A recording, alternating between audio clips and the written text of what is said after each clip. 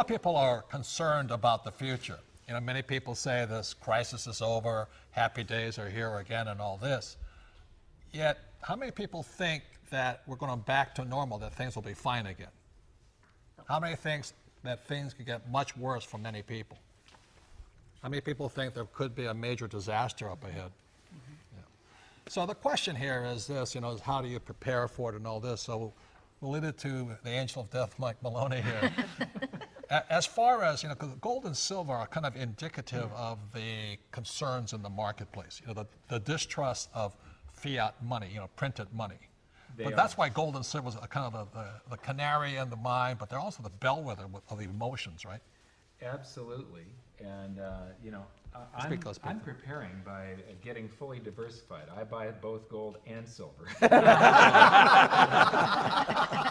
I also started a business. I sell gold and silver. Yeah. And then I wrote the best-selling book on gold and silver, Rich Dad's Guide to Investing in Gold and Silver. So when the economy crashes and as we predict, the crowds come rushing in to buy gold and silver, will you be happy or sad? I will be celebrating. In every tragedy, there's an opportunity. Right. And now is the time to try and find what the opportunities are and seize them. Now is the time to figure out what is going on in the planet and look at why this decade is going to be completely unlike anything that we've ever experienced. Oh, this history. Yeah. World history is changing. Right? Yes, very rapidly. But this has happened before in history, right? But never on a global scale. Yeah, small scale. It's never been global. It's never been global like this. Yeah. So this is going to magnify it 1,000 times. So it's history repeating times 1,000. Yeah. There's two possible extreme or financial concerns. We could either go into a depression, or we go to hyperinflation, which is also a depression, hyperinflation. Right, the same as a, yeah. But we could also go to war, which is one way to solve. People think we solve the problem. But also, what's happening is, you know, in Phoenix, Arizona, here they just announced that they're laying off policemen because the states don't have any more money. At the same time, they're cutting off unemployment benefits. Now, let's add 1 + 1 together. What does that spell? Crap. Buy a gun. You know, I mean, you gotta remember this. Remember this. The police cannot prevent a crime. Only you can do that. They can only investigate it after you're dead. So that's one of the reasons I'm preparing. Is, you know, I'm still a Marine in my brain. I like guns, and the way I'm preparing for it is if I'm prepared for the worst, there's a good chance it won't happen. That's just really my philosophy, as sick as it may sound to some people. So come to my house, and I'm armed and dangerous, and I'll welcome you. I don't see it, but it's not sick to prepare for the worst. Yeah. I mean, preparing for the worst, people think we're very negative, you know, and we're very pessimistic. Well, we're kind of pessimistic, saying we do think it's going to get worse, but we don't know for sure at this point. But by preparing for the worst, if it happens, we're prepared. If it doesn't happen, we're smarter. Exactly. Right? What's the downside? I mean, for me, I don't have the guns, so I have to come to Robert for the guns. I have the food storage, you know, and I look at, from a food storage standpoint, I look at, well, you know, what happens if things don't go bad? Well, I still have the food storage. I'm still prepared, and I don't have to worry, can I feed my family in case, you know, business goes under or some other natural disaster and I can't go to the grocery store and get food. I have both guns and food. I'm going to your house. Yeah, the difference is that Robert enjoys the moment. Andy, tell him the insurance thing. Yeah, it's interesting. Tom mentioned he has food. I have a year's supply of food for my family, blankets, diapers, everything I need. I can live for a year.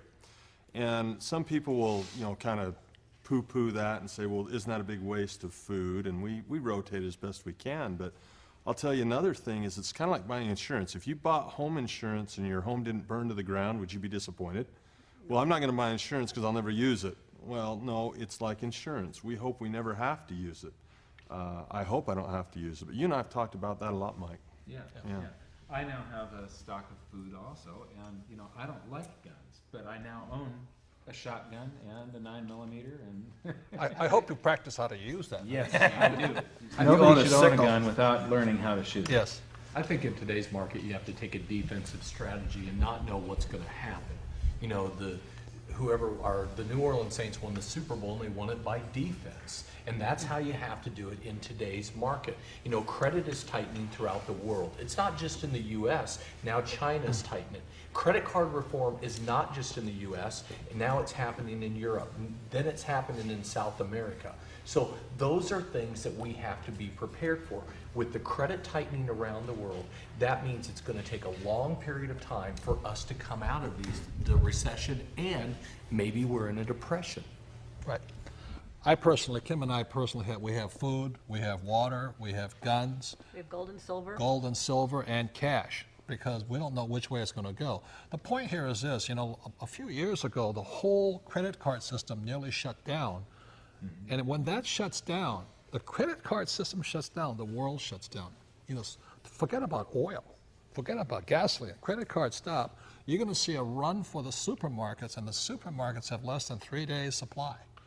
If that whole thing stops, you know, I mean, I have a hard enough time checking out right now. Can you imagine if you got 9 million other guys trying to check out at the same time? So I just want to avoid the rush if in case it happens. Well, and credit card lines of credit are shutting down because 2 years ago, there was $5 trillion of credit card lines available. Now it's been cut down to $2.3 trillion.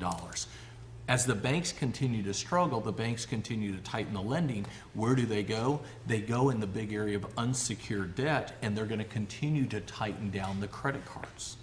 What do you say from the accountant side of it? Oh, wow. Well, here's something you can absolutely be sure of. Okay, you want to know what's going to happen in the future. If we're in a depression or if we have hyperinflation, either way, we're going to have increases in taxes. Because what happens if you go into a depression, what happens is that you have less and less economic growth. And that means that you have less and less money to pay the current taxes. And so they have to raise the tax rates to offset that. On the other hand, the way all countries are structured in their tax systems, if your income goes up, which it does in a hyperinflation standpoint, your actual income goes up high, you get into a higher tax bracket within your country. So either way, what I know for sure is that your tax rate is going up in a depression or in the inflation period. Back to Robert's comment about the police officers. I mean, they're laying off police officers because they don't have enough money. Hence, they got to raise taxes to offset those And they are raising incomes. taxes now. They've just put a new food tax at the grocery stores. You're now going to get taxed on food because they want to keep a few more police officers working. But you know So what that is pays for happening. those, the police and fire is real estate tax. Right, and real estate And- taxes will have to go up on homeowners. Right. So much for your house being an asset. When the bank owns real estate, they don't pay the tax. Is that right? That's right. That's right. That's right. I don't